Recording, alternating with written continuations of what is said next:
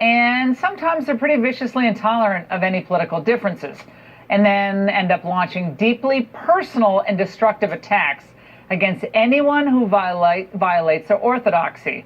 Most recently, someone like a Kanye West or Justice Brett Kavanaugh. They felt their scorn. Tonight, as we barrel toward the midterms, we'll reveal the latest attacks and the possible political fallout. Tucker Carlson, Raymond Arroyo, Corey Lewandowski, Howie Kurtz, all here and many more. But first, the odious Kanye West pylon. The outrageous attacks on Kanye West continue as the left pulls its hair out over this meeting that Kanye had yesterday with President Trump. Now check this out. MSNBC guest Michael Eric Dyson, you've seen him a lot on cable news. He pretty much called Kanye just too stupid to talk to the president on any issues regarding race, and trying to just give the president cover on what he really is, I guess, just a white nationalist. Watch.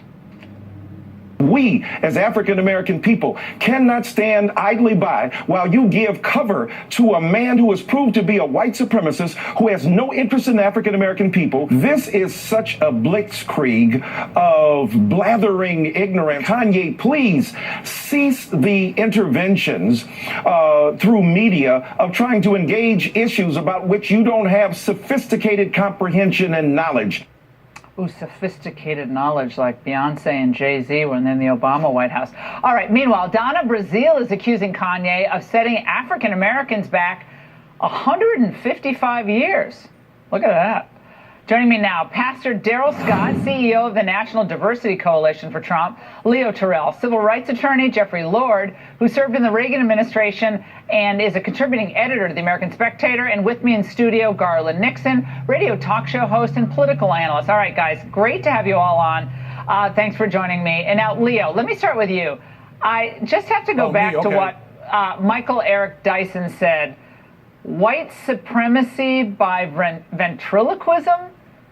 Now, to me, Laura, when I hear that, Leo, I mean, set aside politics, if a conservative said that about an African-American, celebrity who was liberal, who was showing up with Obama or Clinton or anyone on the left for that matter, there would be hell to pay.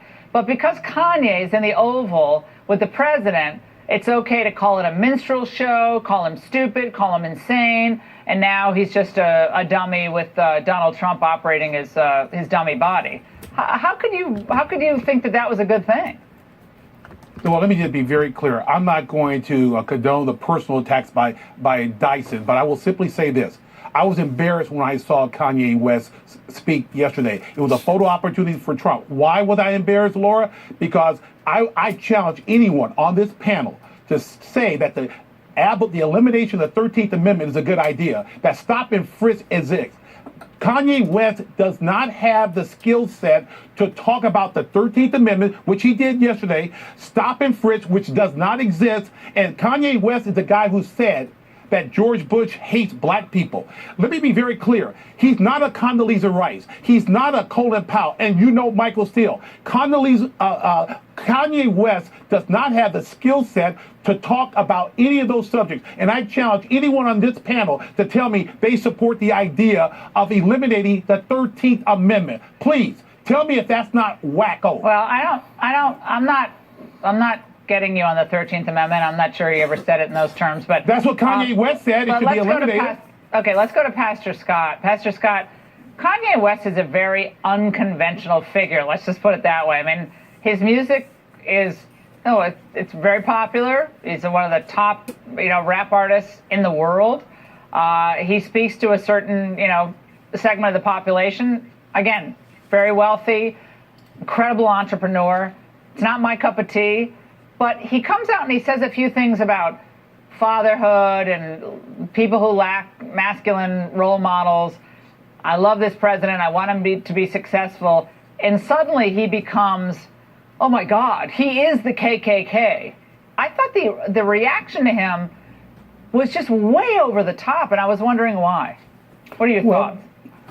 Kanye West critics and detractors, they have a problem with how he said what he said and who he said it to. His content, when you dissect the content of what he said, what did he say that was so wrong? Even when my brother is talking about his abolishment of the 13th Amendment, there's a component in the 13th Amendment that legalizes slavery for criminals, with blacks being disproportionately incarcerated. Blacks being, hey man, I didn't interrupt you, calm down. With blacks being disproportionately incarcerated, he's saying that, and I had a brother-in-law that served years in prison, and he said it's turning into institutionalized slavery. They don't like the fact that Kanye West is his own man, and whatever you say he's not qualified to speak on, he's qualified to have his own opinion. You don't know what you're talking about the 13th Amendment. You're wrong. He doesn't try to be anybody else but a Kanye West. What about stop and frisk? I don't like what about all stop the and frisk? people that criticize the fact that he went up there, and all you're the people ignoring what he said. All the people that refused an opportunity to go themselves. Kanye West was there unfiltered, and the president allowed him to be unfiltered. And any he's not qualified, just like you. They don't have the stones to go up and sit down with him and talk themselves. Then you can't stand outside and throw rocks. Grow a pair and go up there and talk to him yourself. Okay, I want to go to Garland here because I actually think this is an interesting moment, and it's an interesting moment because the conversation about race in America to me is stuck. It's not moving beyond where it is right now. And again, Kanye's kind of this unconventional guy. He's an entrepreneur. He's a businessman. He's a rapper. He starts small businesses. He's interested in technology. I don't know him. I don't know really much about him. But to me and what he's saying is, let me think for myself. Don't denounce me because I actually like this guy who's president and want to make him successful. And I think to myself, why would the liberals be against that? Because everyone's for freedom of thought, be who you want to be, express who you want to be. So why are liberals so exercised about one guy? You got the whole celebrity community on your side. One guy who says he likes Trump. I think there's two dynamics going on here. The first one, and let's be real, let's be honest about this. Within the black voting bloc, Donald Trump is absolutely loathed. And 36% approval is not bad. I tell you what. 36% approval yesterday by Rasmussen. Let's talk about... double it was last year. Let's talk about, you guys are worried about that, aren't you? Let's talk about the second or third week. Wait, hold on a second. Let him speak. I understand those numbers. Let's talk about the second or third week of November and see if those numbers hold up, which they held up in 2016, but I'll tell you that much. Number two, and that you've got Kanye West, a guy with, and let's be honest, he does have a history of some mental issues and some outrageous statements. A guy who's worth $350 to $400 million. He does not speak for the black community. If Donald Trump was to ask me to speak with him tomorrow, I would. But I would expect to be vilified because I know the black community hates him so bad that I better be ready to. I'd be ready. Okay, Garland, hold on. Garland, hold on, guys, hold on. Do you think when you say the black community hates him so bad, how does that advance the black community? I don't think it advanced the black community, but let me tell you something about the history of the black community in politics. Because they didn't think that. They didn't think that. Wait a second. Wait. They didn't think that 5 years ago. He was a featured guest and celebrity on music videos and movies. Mm-hmm. He was revered by the entertainment industry, the sports industry. But suddenly Donald Trump is running the country. We got the lowest unemployment in 49 years for the country, historically low unemployment for African Americans. Still need work to do, but it's making some progress. That's because he took $4 million off of food stamps. Now they're not considered. There's something that's not adding up here, Garland. I'm honestly trying to make progress here, not just doing a talking point. There seems to be a bridge that can be built between what the president wants to accomplish for America and African Americans. Do you think so? Absolutely not. Not? Let me tell you why. President reform, what he's doing? Forget it. Forget it. When, in the black community, when they saw a bunch of guys in Charlottesville with Nazi flags and Donald Trump hats on, that was it. There's no coming back from that. No coming back. Right, absolutely. No, because he controlled Charlottesville. Let's go to Jeffrey Lord. Jeffrey, you haven't spoken yet. Jeffrey Lord, go ahead. Laura, you hit it exactly on the head. Kanye West walked off the liberal plantation, and that's something that is not supposed to be done, and now they're coming from him. Laura, I'm going to read you a line which I know you recognize well, since it was said by Justice Clarence Thomas, for whom you clerked. And the line is that what he was put through, what Justice Thomas was put through, was a high-tech lynching for uppity blacks who in any way deigned to think for themselves, to do for themselves, to have different ideas. That is exactly. What does that have to do with Kanye West? That is so irrelevant. Kanye West, and you know. Hold on, Leo. Leo, just hold on, sweetie. Kanye West said the other day, "I'm an American." He is an American. He has every right to think whatever he chooses to think, and he should not be come for and not have people going after him like this in this disgraceful performance. I mean, this is disgusting. Disgusting what they're doing. He didn't know what he was talking about. He is an American hero for having the guts to stand up and say what he believes. I want to play. Laura is a hero for bringing him in. Laura Ingraham has done a beautiful job of talking about Kanye has a right. No one's questioning that. But Laura Ingraham, you know as well as I do as a lawyer, what he came out of his mouth, the content made no sense. Okay, I have a question for you, Leo. Leo, I have a question for you. When LeBron James comes out and says, as he did some months back, that Donald Trump, I'm paraphrasing, it's not an exact quote, but he doesn't care about people. It was featured everywhere. I mean, LeBron James is an amazing person, incredible athlete, but I don't know how much he studies politics. Maybe he studies a lot, maybe he doesn't. But do you throw out a few blankety blank, lines about Trump, and suddenly you're a hero in the liberal sports world? And then if you criticize LeBron James, oh my God, you can't criticize LeBron James. But Kanye West does it in the Oval Office, and suddenly it's, you don't know anything. Well, does Kanye West know any less than LeBron James knows about politics? Probably not. All I'm saying is probably not. They're probably about the same because it's not like I don't know anything about basketball. I don't know anything about rap music. That's okay, but they have a right to speak out. Great point, Laura. You make a good point about LeBron James and Kanye West. The point here is everyone on this panel. You heard the content of the 13th Amendment and stop and frisk. Everyone on this panel knows there is no stop and frisk in this country, and that came out of Kanye West's mouth. And what's scary about it is he has a platform I understand what you're saying. Leo, you're monopolizing the panel, and I love that because you have so much emotion. But there is a push to bring back stop and frisk because people think, including I think Rudy Giuliani, that it actually was successful in stopping crime. He was coming out and saying, we don't want stop and frisk. So he was actually acting, I think, in a proactive way for what he happens to believe. I want to go, though, to Pastor Scott. Pastor, again, I think there's an enormous amount of progress that can be made on race relations. And I think it's going to probably come from new people. It's not going to come from probably anyone on this panel. It's going to come from new thinkers, people from different walks of life. And it's going to bust the old stereotypes. I don't know if it's Kanye West. Maybe it's not. But I don't like the idea of casting off people as deplorables or he's stupid or he's mental or he's... I don't know. He's a person. Just judge him for what he is. Lord, the black community doesn't hate Trump. The black media hates Trump.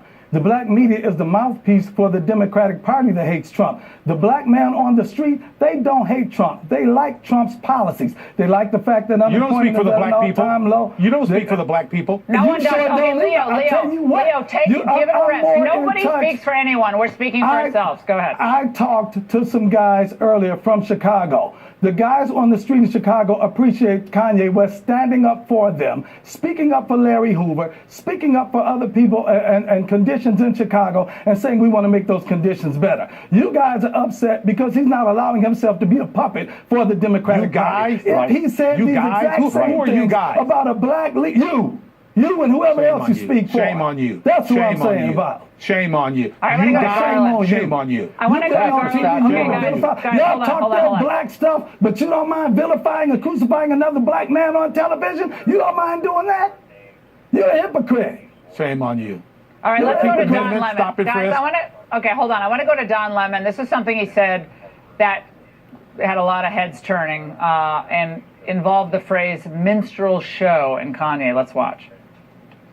I actually feel bad for him. What I saw was a minstrel show today. Him in front of all of these white people, mostly white people, embarrassing himself and embarrassing Americans, but mostly African Americans, because every one of them is sitting either at home or with their phones watching this, cringing. I couldn't even watch it. Okay, this is from someone who was doing some type of shot on New Year's Eve and the cameras. speculated that a black hole could have swallowed up a Malaysian airliner, talking about something. I actually like Don Lemon. I think he's like a nice guy. But again, it's the pejorative. It's not dealing with any of the substantive issues that are actually on the table. The lack of father figures, how African-American kids and all kids without father figures gravitate toward others who can give them guidance. That racism as a weapon instead of racism as something we want to defeat and then move beyond. So I was actually disappointed with Don Lemon on the minstrel show comment, because certainly no conservative could have ever said that. Garland. Certainly not. But hold on. Let Garland speak, please. Yeah, but certainly. Hold on. No. You ought to know about minstrel shows. Yeah. But the issue we're looking at here, there are a lot of people. I kind of cringe. Hold on, guys. Garland speaking. Thank you. I kind of cringe, because the thing about it is, it's the person. I like Kanye West. I don't dislike him. I have nothing against him. But you know, you remember the Taylor Swift issue. You never know what he's going to say, and I'm always on the edge, waiting to cringe when he's in the alternate universes and things. Let's face it, he's not the right spokesman. And now it appears that conservatives are holding up this guy who's not the best spokesman, as though he's like speaking for all the wonderful things Trump is doing for black people in America. I don't think anyone speaks for any one big group. When Jesse Jackson comes out and he's represented as he represents all black people, I always have people on my radio show who say, Jesse Jackson's an interesting guy. He was with MLK. He doesn't speak for me. So anyone who says they speak for Garland doesn't speak for me either. Garland doesn't speak for me. I get it. So everybody's speaking for himself or herself. I understand that.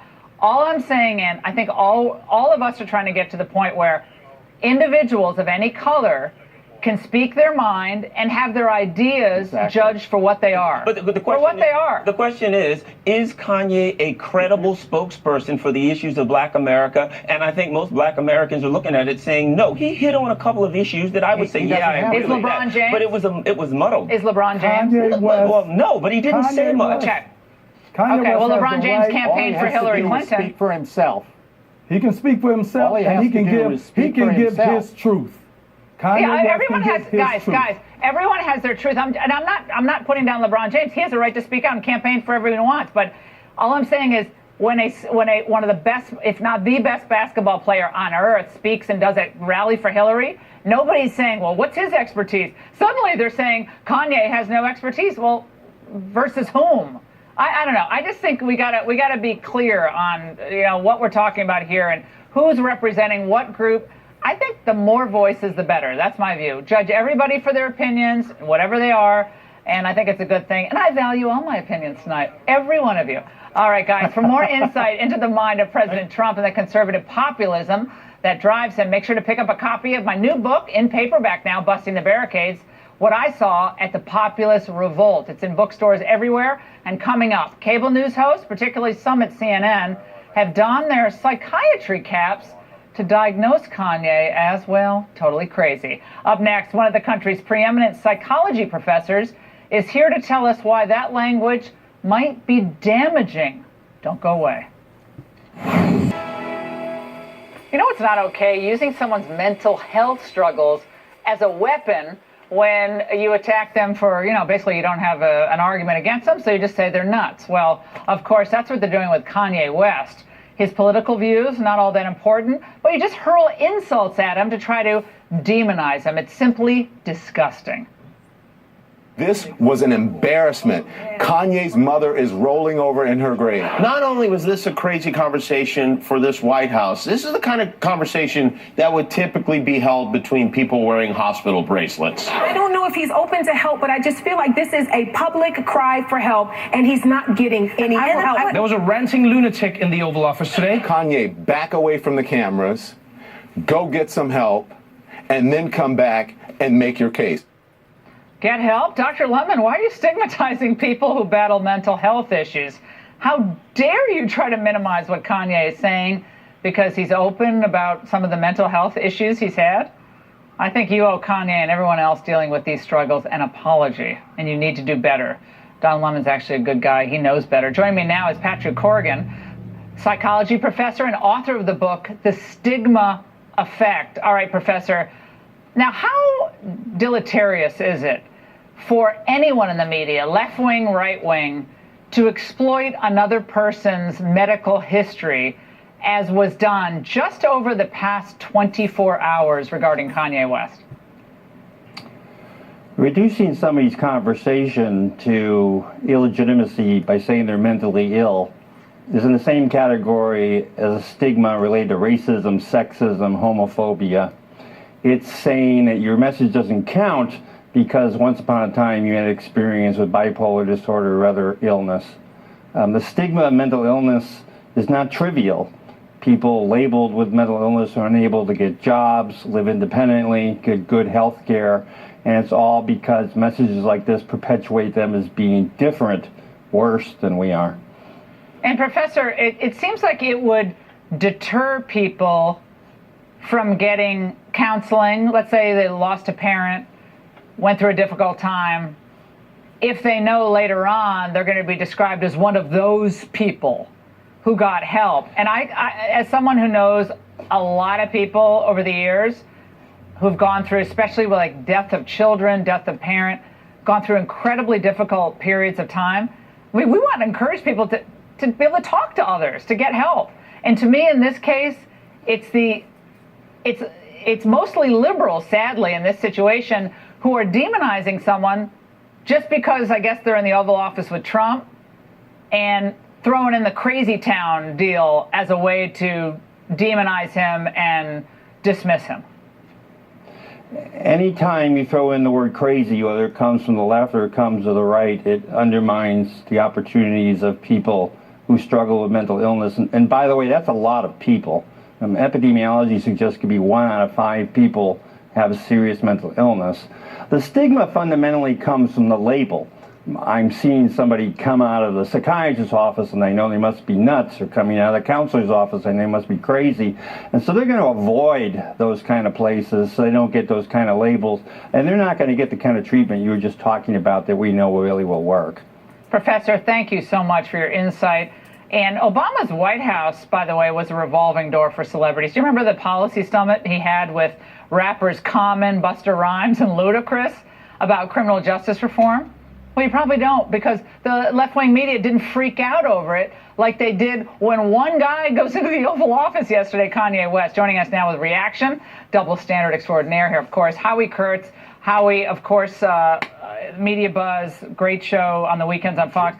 Howie, this is wild, because I remember when Kanye came and he did his poetry slam at the White House, and I mean, truth be told, I actually kind of, laughed at it because I thought the poem was really bad that he did on stage. But Obama was just really at ease with celebrities, and obviously they loved him.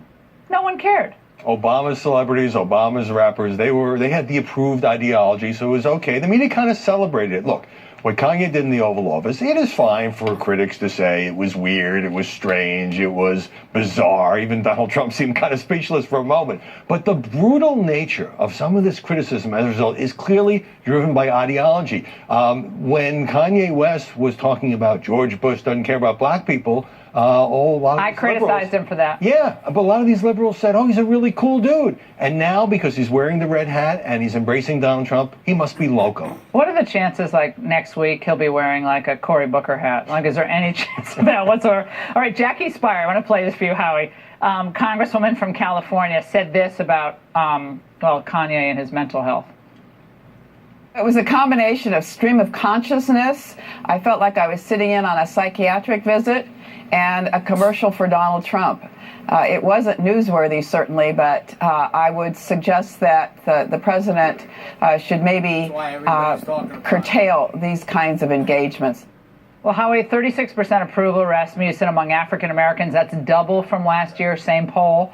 It seems like they're more worried about the Kanye effect on the midterm elections than they are about Kanye's mental health. Well, here we see the mental health issue being brought up again. And, in addition to the Congresswoman, it seems like the harshest criticism is coming from other African Americans. You played Don Lemon dragging Kanye's late mother into it. CNN contributor Tara Setmeyer said he was a token Negro. I haven't heard that phrase in decades. Decades, And literally. so it's rooted in the notion that if a black people who are for somebody like Donald Trump, they can't know what they're talking about. They're completely misinformed. They have serious issues and all of that. And that, they no longer have a monopoly. And so the piling on here against Kanye West, who's an entertaining guy who, as you say, probably don't know all that much about politics. Well, more so than who? Matt Damon? Yeah, and he went there to talk about actually a serious issue like his wife Kim Kardashian did. So the freak out is just so over the top that I think it can only be written off as ideological opposition to a guy who thinks a little differently. We'll be watching Media Buzz this weekend, Howie. Thanks so much for Great being to with see us. And the PC language police strike again. Whoopi Goldberg reveals a He Too moment. Those are just some of the topics ahead on Friday Follies with Raymond Arroyo. Plus, Hillary Clinton loses her security clearance. Oh, I'll tell you more coming up. Oh, Friday Follies. Political correctness is now messing with our language. And did Whoopi Goldberg just admit her own He Too moment? For all the details, we're joined by Raymond Arroyo, Fox News contributor, best-selling author, Will Wilder series. Raymond, I hope you can do this without injuring yourself tonight. I will try. Okay. What am I now not allowed to say? What words can I not say? This PC week, police. we came across this article in a San Francisco periodical where the term Indian summer may not be used anymore because it's in political correct thought. You shouldn't use Indian summer. All right, they're putting up the words too I know. fast. Well, we'll get to those in a second. But the problem is Take those this. down. Indian summer may have its origins in cargo ships traveling the Indian Ocean. It may have nothing to do with Native Americans. We don't know the exact origins Okay, of that so what term. other words? There are other words we Now may you not can use put 'em up. any longer. Words like Indian summer, Put 'em up, sitting put 'em up on Indian the screen. style, off the reservation. Don't say off the reservation, Ingram. Here we go. Blackball. Oh, blackball. That's a no-no. I used that today. Whitewash. I use that. Don't today. use whitewash. You offend me. Okay. Inmates running the asylum. I used that yesterday. And in one the we angle. talked about earlier. Freshmen. I guess you can't use freshmen anymore. You have to say first year. You can't say Right, freshman. because you're discriminating against women. There was a poll. I thought it was done. fresh, like don't be fresh, man. Okay, go ahead. Please. There's a new poll by a group called More in Common. They found 80% of people, 80% found political correctness a problem and think it's a problem. But when you break it down by race, 79% of whites, 82% of Asians, 87% of Hispanics, and 75% of African Americans think political correctness is a problem. But then it said That tells you hate something. speech a problem. Well, that's a 82%. secondary thing. Yeah, we're not 82% gonna of people thought it was hate speech. All right, let's talk about Neil Patrick Harris. Well, wait. What's going on? Speaking of the PC police, The View had a moment that few caught the other day. Actor Neil Patrick Harris revealed he did his first film with Whoopi Goldberg, and then he said this. Listen closely. You know, I did my first movie ever with Whoopi Goldberg, a movie called Clara's Heart, and we worked together on that. Yeah. She told me, I was, 15, 16 years old. She told me on my last day of shooting that in 10 years' time, she was going to have sex with me. I might have. In those days, you could actually have some fun like that. You can't do that now. Hey, People get very I was not upset offended. now. I'm looking forward to it. Have some fun like that. Imagine if a young female actress got up and said some Academy Award-winning director had told her when she was 15 that he would have sex with her in a few years. The View would be asking for that guy's head and promising he'd never work again. But there apparently is one rule book for Hollywood and one rule book for everybody else. Well, it's just like everyone was kind of like... Ho-hum. Cat got her tongue for a few seconds. I did though. notice that. I did notice that. And James Gunn, you remember we did this story several weeks ago in July. James Gunn was the director of the big Marvel Guardians of the Galaxy. They ended up slicing his contract, canceling his involvement, and they moved him to DC Comics now. He's directing the Suicide Squad. This is a guy who wrote these pedophilic-like tweets. They fire him. They rehire him in a matter of months. Okay, so it's a different standard. Where's the mercy for... All right, real quick, Connors versus Last Man Standing. Where are we on that? Real quick. Last Man Standing is the biggest breakout hit Fox has seen in 7 years for their comedies. Fox Network. Tim Allen's show, of course, a conservative show that was bounced off of ABC, okay? It beat the Murphy Brown premiere by 1 million viewers, and you know how they pushed that. Then, of course, what happened next was it beat Will and Grace this week. The Connors, is meanwhile in full Oh, panic without mode. Roseanne, what a shock. Yeah, well, you predicted this. Well, Raymond I predicted did. Connors without Roseanne. I say 3 or 4 episodes and it's canceled, and executives are telling the Daily Mail they think they may have fired Roseanne too early. Oh, They you should have think? waited. Right? I mean, they had a hit show and they blew it. That's all I can say. Raymond, fantastic. As always, let me push it over. Hey! Okay. Just hours after the GOP releases an ad comparing the left to an unhinged mob, they're proven right. Vandals defacing a New York Republican club in the middle of the night. That's next. Plus, Tucker Carlson's here to reveal Kanye's important message about men in modern society. Stay with us. And if you see anybody in a restaurant, in a department store, at a gasoline station, you get out and you create a crowd. And you push back on them. I just don't even know why there aren't uprisings all over the country. Maybe there will be.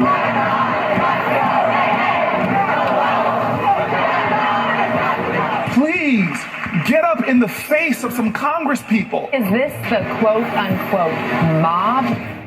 That was a new ad from the GOP capitalizing on how unhinged they believe that the left has become. Here to react, former Trump campaign manager Corey Lewandowski and former aide to Senate Majority Leader Harry Reid, John Summers. All right, let's start with you, John. I know the word mob is a very sensitive topic for some people, but how can you possibly dispute what you saw last week, the banging, clawing at the door, getting in your face, you know, getting an inch from someone's face, cornering poor old Susan Collins in the elevator, anything but a mob? It's a lot like what we've seen on a number of occasions on the Republican side. Really, where? Right? Where did Republicans well, let's corner talk people about in an elevator? the Tea Party protests. Never. Town Never. Hall. Oh, please. Cornered people in an elevator? Town Hall. Oh, absolutely. They were wearing like Betsy Ross outfits. And, How was that they were threatening? showing up at town halls for both Republicans and Democrats, disrupting Asking those. questions. We had no, they were disrupting them with the intention of With actually questions. disrupting them and getting people upset. We can also talk about people showing up at Barack Obama rallies armed. We can talk about Cliven Bundy Name three. and his armed militia who Bundy. created a standoff. So I mean, it We just had goes on. thousands of And let's not people. forget Charlottesville. Okay, So, so Charlottesville, first of all, is what the left continues to throw up. But Corey Lewandowski, Well, it was a what pretty we saw, significant what we thing. saw over the last 3 weeks in Washington, people with signs, F Kavanaugh, Predator Kavanaugh, things I can't say on television. Susan Collins, about the most moderate person you can get. Jeff Flake probably had to wear a pair of Depends in that elevator. He was so upset about the crowd coming in on him. I don't know. I just think that that's not what America really wants right now. I think people are pretty happy with the economy. Well, people are very happy by and large. And this movement has gone back to the day that Donald Trump was sworn into office.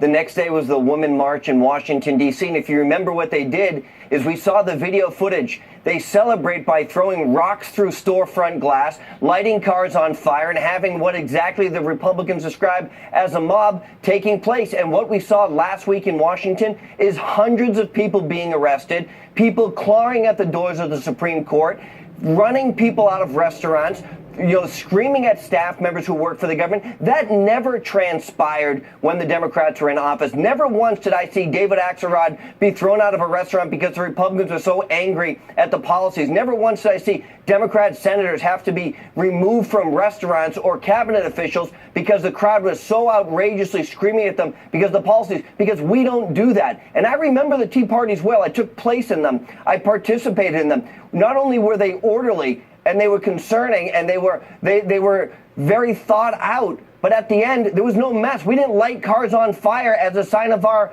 angst or disgust. Yeah, we left it in an orderly fashion. The New York Republican headquarters was vandalized last night with all sorts of Antifa-like graffiti. Ed Cox talked about that from New York today. Happened last night. But gentlemen, both of you, before I let you go, President Trump is charging full steam ahead with the judicial appointments, including on the Ninth Circuit, very liberal appeals court. We have a very limited time.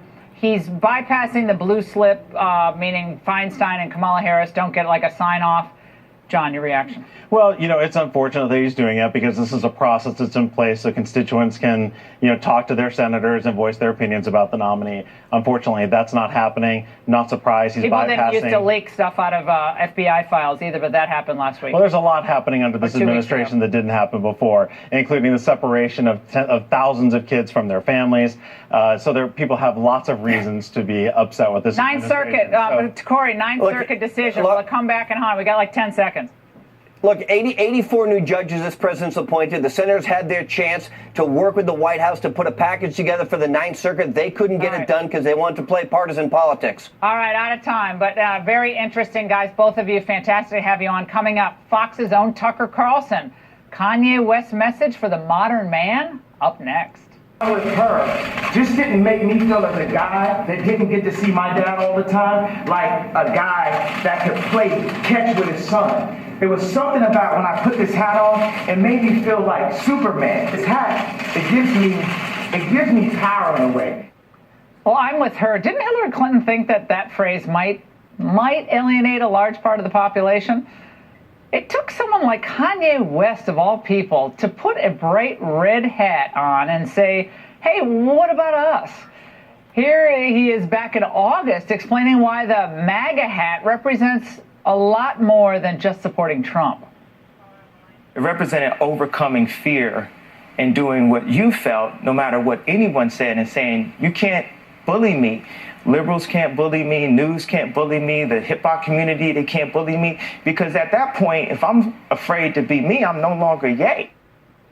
Joining me now is Tucker Carlson, host of Tucker Carlson Tonight, and author of the New York Times #1 bestseller, The Ship of Fools, just knocked Bob Woodward off the #1 spot on the New York Times bestseller list.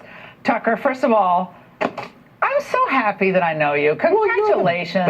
Thank you. And when I was going through some tough times in the last year, you were like among the first people who reached out to me. And you're just such a, you're a best-selling author. You're a top TV host.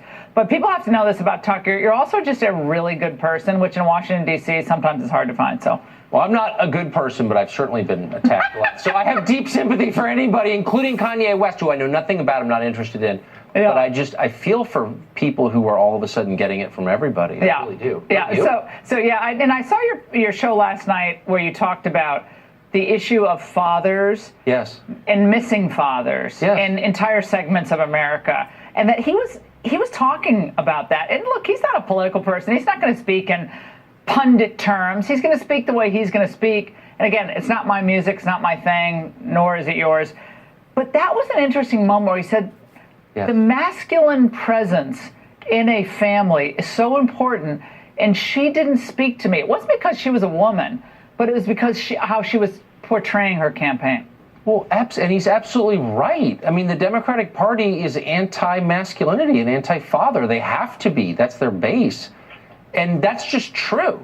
And they have been for a long time. And not everyone in the Democratic Party, but the leadership of the party is, ask a leading Democrat. It's really simple. I've done it, actually. Say, is it better, all things being equal, there are a million exceptions to every rule, but in general, is it better for kids to grow up with the dad at home? And they won't say it, even though it's true. And by the way, I grew up for part of my childhood in a single-parent home. It was great. I'm not attacking anybody. I'm just saying, like, if you can't say that, then you're lying. And everyone knows you're lying. And he just kind of called them out in his stream of consciousness way, and I think we should not attack him for that. David Gergen, one of your close friends on CNN yesterday, said the following. Let's watch. Is that what's going on with some of the men in this country and their relationship to Trump? Is being for Trump make them feel more masculine? I just don't know the answer to that. But boy, there was sure an overtone of it in that session. In other words, the masculinity, the toxic masculinity, it's a brutal type of being masculine to be aligned with Trump. Dave's doing the best he can. I'm not going to attack him, right? Okay. But the truth is, that's real. That's we're gonna. I feel bad for him, but that's real.